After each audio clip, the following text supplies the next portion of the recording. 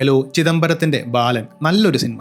നിങ്ങൾ സിനിമ കണ്ടിറങ്ങിയാൽ നിങ്ങളുടെ ഉള്ളിൽ ഒരു നീറ്റൽ ബാക്കി വരും. അതിഗംഭീര വർക്ക്. മഞ്ഞുമൽ ബോയ്സിന് ശേഷം കംപ്ലീറ്റ്ലി ഡിഫറൻ്റായ എന്നാൽ അവസാനം വരെ നമ്മളെ എൻഗേജ് ചെയ്യുന്ന ഒരു പടമാണ് ചിദംബരം എടുത്തു വെച്ചിരിക്കുന്നത്. പക്ഷേ ഈ പറഞ്ഞ പോലെ വളരെ ഫാസ്റ്റായിട്ട് ഈ കൊത്തുപൊറോട്ട കട്ട് ചെയ്ത് വെച്ചിരിക്കുന്ന പോലത്തെ ഒരു ത്രില്ലർ അല്ല ഇത് എൻഗേജിങ് ആയ ഒരു slow burn mysterious emotional drama movie എന്നൊക്കെ വേണമെങ്കിൽ പറയാം. പക്ഷേ ആസ് എ സിനിമ ബാലൻ ഗംഭീരമാണ്, അതിഗംഭീരം. കൂടുതൽ ഡീറ്റെയിൽസ് പറയുന്ന മുന്നേ എടുത്തു പറയേണ്ട ഏറ്റവും വലിയ സംഭവം ഇതിൻ്റെ കാസ്റ്റിംഗ് തന്നെയാണ്.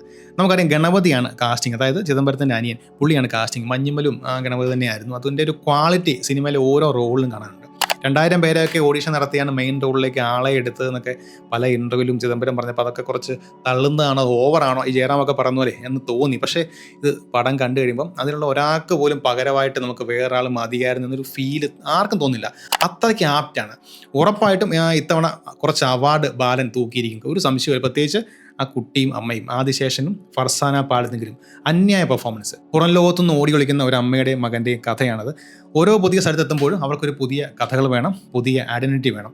എന്തിനാണ് ഈ ഒളിച്ചോട്ടം, ആരെയാണ് അവർ പേടിക്കുന്നത്? ഇതൊക്കെയാണ് സിനിമയുടെ ഒരു യഥാർത്ഥ കോർ ഐഡിയ. സ്നേഹവും നിസ്സഹായതയും നിഗൂഢതയും ഒക്കെ ഒരേപോലെ റിഫ്ലക്ട് ചെയ്യുന്ന ഒരു ക്യാരക്ടറാണ് ഫർസാന ചെയ്യുന്ന അമ്മയുടെ റോള്. അതുപോലെ ആദിശേഷൻ ചെയ്യുന്ന കുട്ടി ക്യാരക്ടർ ആ നിഷ്കളങ്കമായ മുഖവും ചോദ്യങ്ങളും ഒക്കെ അതുകൊണ്ടൊക്കെ ആളുകളുടെ മനസ്സിലേക്ക് കൊണ്ടുകയറും.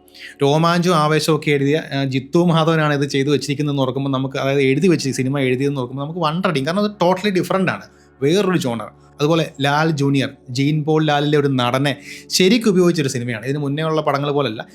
ചില റോളുകൾ കാണുമ്പോഴാണ് ഒരു പല ആക്ടേഴ്സിൻ്റെയും കാലിബറും പൊട്ടൻഷ്യലും ഒക്കെ നമുക്ക് മനസ്സിലാക്കുന്നത്. കാരണം അയാൾ അതിഗംഭീര, ഇതുവരെ അയാളുടെ ലൈഫിലെ ഏറ്റവും ഗംഭീര പെർഫോമൻസ്. വേണമെങ്കിൽ പുള്ളിക്ക് ഈ ഡയറക്ഷനൊക്കെ മാറ്റിയിട്ട് കംപ്ലീറ്റ് സിനിമ അഭിനയത്തിലേക്ക് ഇറങ്ങാൻ പറ്റും. അത്രയ്ക്കും അപാരം. അതായത് നല്ല ഡയറക്ടറെ കിട്ടിയാൽ, നല്ല റോള് കിട്ടിയാൽ അയാൾ വേറെ ലെവലാണ്. അതുപോലെ ടൊവിനോയുടെ ക്യാരക്ടർ, അതിൻ്റെ ഏറ്റവും വലിയ പ്രത്യേകത ആ ക്യാരക്ടർ ടൊവിനോ ആയിട്ട് തോന്നില്ല എന്നുള്ളതാണ്. അത് നന്നായിട്ട് ചെയ്തിട്ടുണ്ട്.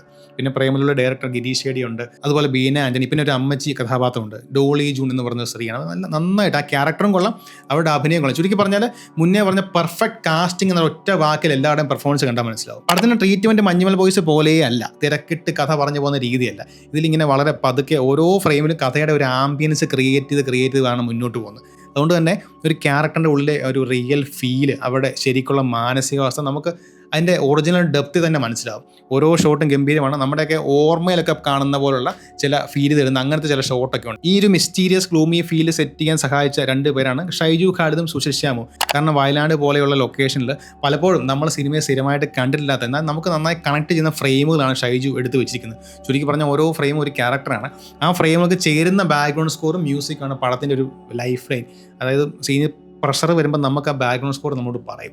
അതുപോലെ വിവേക് ഹർഷൻ്റെ എഡിറ്റിങ്, അജയൻ ചാലിശ്ശേരിയുടെ ആർട്ട്, പ്രൊഡക്ഷൻ ഡിസൈൻ, ഇതൊക്കെ നമ്മൾ അറിയാതെ പടമായിട്ട് അങ്ങ് റിയലായിട്ട് ബ്ലെൻഡായിട്ട് വന്നുകൊണ്ട് ഒന്നും എവിടെയും മുഴച്ചു നിൽക്കുന്നില്ല. സിനിമയെ ഇഷ്ടപ്പെടുന്ന, അതിലെ ക്യാരക്ടറിനൊപ്പം സഞ്ചരിക്കാൻ ഇഷ്ടപ്പെടുന്ന എല്ലാ പ്രേക്ഷകർക്കും ഇതൊരു ഗംഭീര അനുഭവമായിരിക്കും. ഒരു സാധാരണ ത്രില്ലറിനപ്പുറം നമ്മുടെയൊക്കെ മനസ്സിനെ ഡീപ്പായിട്ട് ടച്ച് ചെയ്യുന്ന ഒരു സിനിമാ അനുഭവം നിങ്ങൾ ആഗ്രഹിക്കുന്നുണ്ടെങ്കിൽ ധൈര്യമായി ബാലൻ ദ ബോയ് നമ്മൾക്കുള്ളതാണ്. നിങ്ങൾ സിനിമ കണ്ടവരാണെങ്കിൽ നിങ്ങളുടെ അഭിപ്രായങ്ങൾ എന്തായാലും താഴെ കമൻറ്റ് ചെയ്യാൻ മറക്കരുത്. കൂടുതൽ സിനിമ റിലേറ്റഡ് ടോപ്പിക്കിനായി നമ്മുടെ ചാനൽ സബ്സ്ക്രൈബ് ചെയ്യുക. വീണ്ടും കാണാം.